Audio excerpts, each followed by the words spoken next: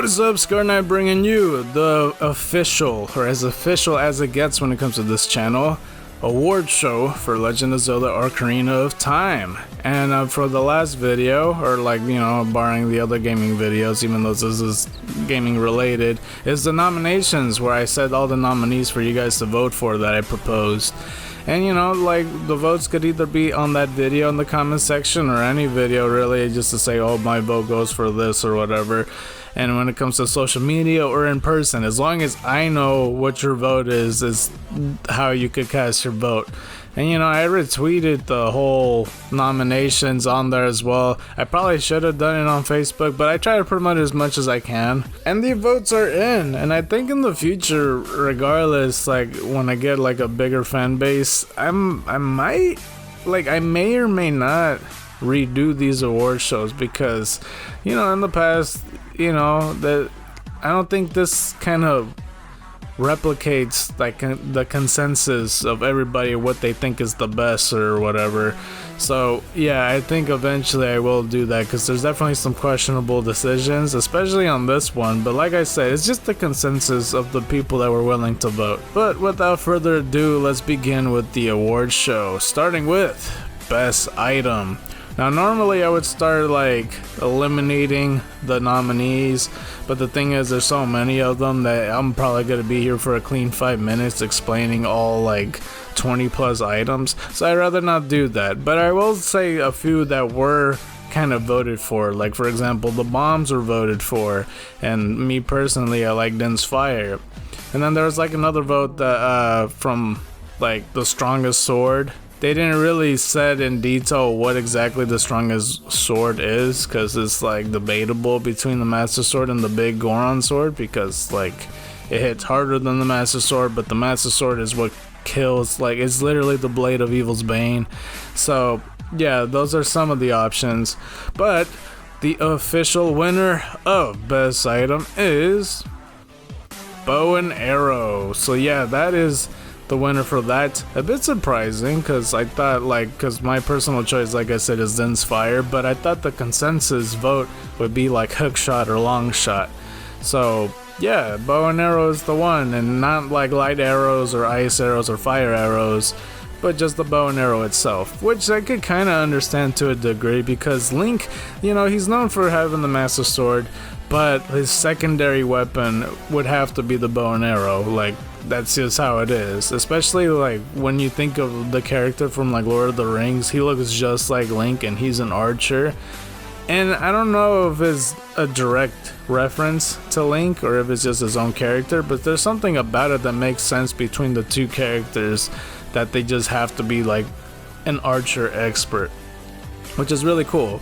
In later games too, the bow and arrow is a very important weapon. It's probably the other weapon that could kill just the highest and strongest bosses there is out there. Just me without spoiling, that's kind of why I said that. But the Master Sword and then usually the light arrows are the ones that truly defeat evil and obliterate it in oblivion and all that. So yeah, congratulations, bow and arrow. The next one is best sage.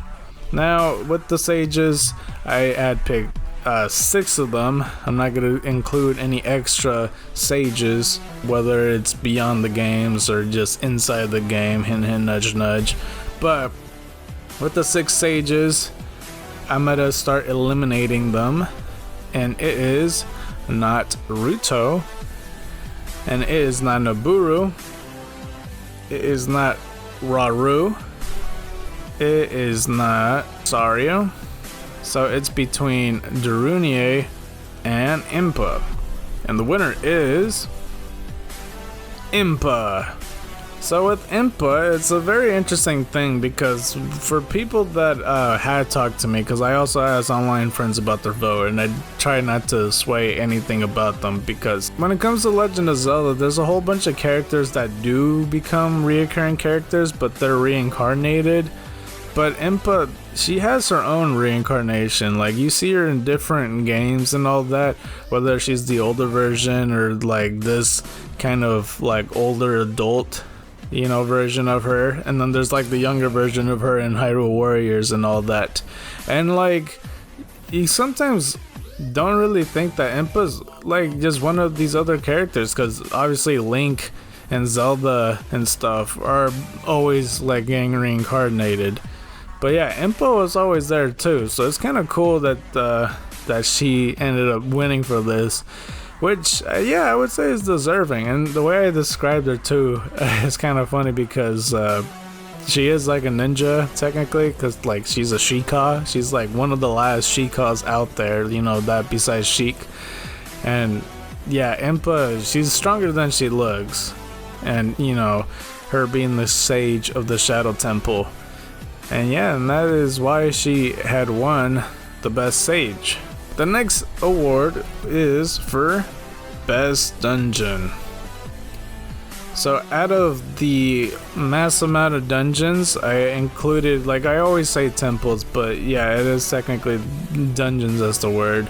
From Great Deku Tree all the way to Shadow Temple, excluding the final dungeon of the game, for obvious reasons. Let's start eliminating most of them. So it is not Ice Cavern. It is not Bottom of the Well. It is not the Great Deku Tree. It is not Lord's Jabu Jabu's Belly. It is not Dodongo's Cavern. It is not Spear Temple. It is not Water Temple. And it is not Shadow Temple. So it's between Forest Temple and Fire Temple. And the winner is Forest Temple, which is a bit surprising, but I could kind of understand in a way. And some of the reasoning that I got is because of the boss itself. And I mean, just to further elaborate on the Forest Temple, because those are one of the first dungeons I got stuck on for stupid reasons, might I add. Have you seen like the video that I explained everything when I was a kid struggling with this? But with the Forest Temple, I do like the aesthetic a lot. I think it's what really connects Link the most, because with all Forest Temple lookalikes in every other game, it is always a place that's where Link's hometown is, or at least the place where he grew up in and had his upbringing, so to speak. Because like, when Link grew up in the Corkery Forest, he was right next to the Great Deku Tree, and besides that, he was close enough to the Forest Temple. And I hate to talk about this too soon, but like when I think of Forest Temple as well, you can't help but think of Twilight Princess, because Link grew up in a village right next to the Forest Temple pretty much.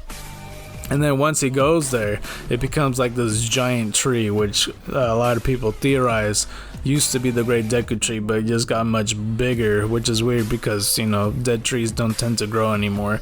But nonetheless, it's become such a massive thing, and there's a whole bunch of references with the 4 torches from the Poe Sisters when they take it away, so you don't get access to the bottom floor and all that. Yeah, the Forest Temple's always been something very special to me, for sure. Surprised it's not like the Water Temple that's voted, but this is the best dungeon, not like the hardest dungeon. And I could understand that like a lot of people hate the Water Temple, as an excuse to say why it's not the best dungeon or whatever. My personal pick is always the Fire Temple. I love that dungeon. But the Forest Temple means a whole lot to me, and yeah, that is the reason why Forest Temple has won. And the final award is Best Boss. I always look forward to this award because it is for sure one of the bona fide ways to make a game or break a game, because besides the levels, of course, like the levels are always important, like they're like the spine of any game, but the bosses for sure is like the beating heart or the blood of it or something, as an analogy to say that the game is a body or whatnot. But let's determine who the bosses are, and let's eliminate some characters. Before I move on, of course I'm excluding the final boss and all that, but I did make an optional choice just to have it Dead Hand. But it is not Dead Hand.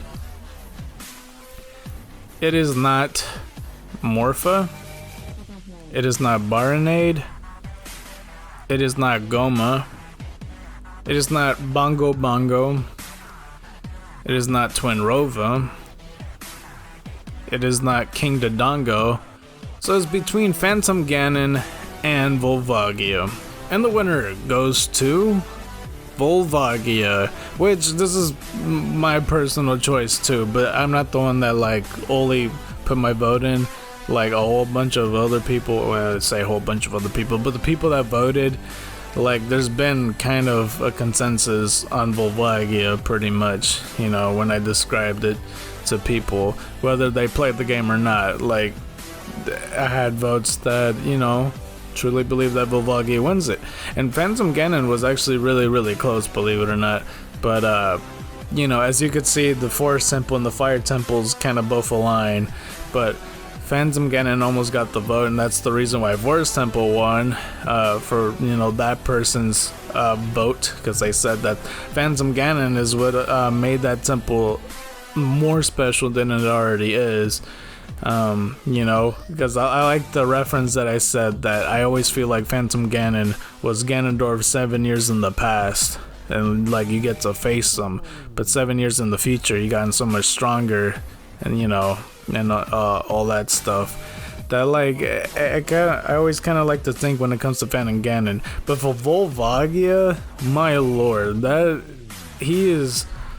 You know, excluding the final boss, I think Volvagia is the strongest boss in the game. Like, it is crazy how strong he is, because he does hit for 4 hearts. And there's just a lot there, especially with the manga that I didn't even mention in the nominations. That, like, for some reason in the manga, Link had hatched an egg that had a baby Volvagia in it. And eventually that Ganondorf possessed Volvagia to go turn against Link, so then he fought him, and then once he killed him, like Volvagia dropped down, and you only see his skull, and there's that little moment, you don't really see it in the game, but you see the skull on its own, and it doesn't react to anything, but in the manga, it has like a little teardrop running down his cheek. It's because it is thankful that his best friend finally ended his suffering, you know, since he was possessed and all.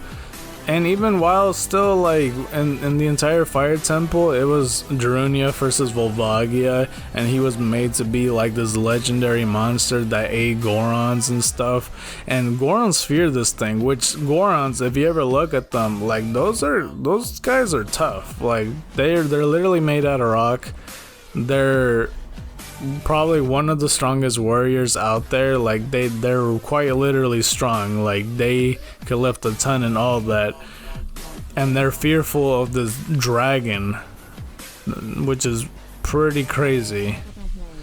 I mean, sure, Gorons are also scared of Dongos, but I guess they're just scared of anything that eats them. But regardless, like Volvagia is this one legendary being that's all fearful, you know, like moderate levels of fearful to them, which is why Volvagia wins best boss. But yeah, that is pretty much the award show. It's pretty shorter than most, I think, because like I didn't break down the first award as much to just eliminate a whole bunch of them. But yeah, that pretty much sums it up for everything. And you're actually going to see this video pretty soon, later in the day, because I am gonna, right after ending this recording, I'm just gonna edit it up, upload it, and you're gonna probably, you know, you're probably watching this and see that the upload is later than usual, because I usually like to post it on 2 p.m. Pacific time. But yeah, I'm trying to do the most that I can, because currently, you know, if you guys are watching this in the past, like this kind of almost a time capsule to me, because I know when I watch this, I'm gonna be like, oh yeah, that happened.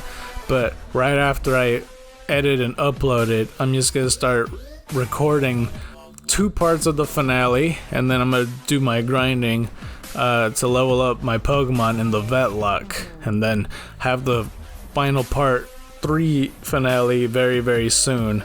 You know, because I honestly don't think I'm gonna get finale part 3 recorded today, because, you know, grinding takes a long time. Regardless, I'm just rambling onward.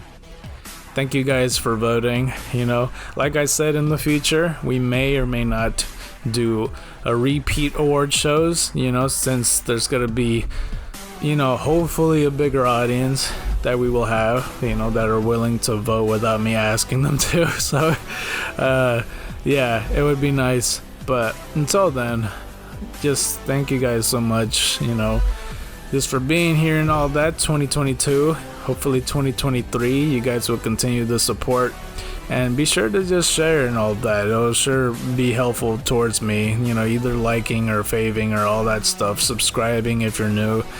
And besides the point, White Tigers and Dragons to you, and you've been Scarred by the Night. I'm out.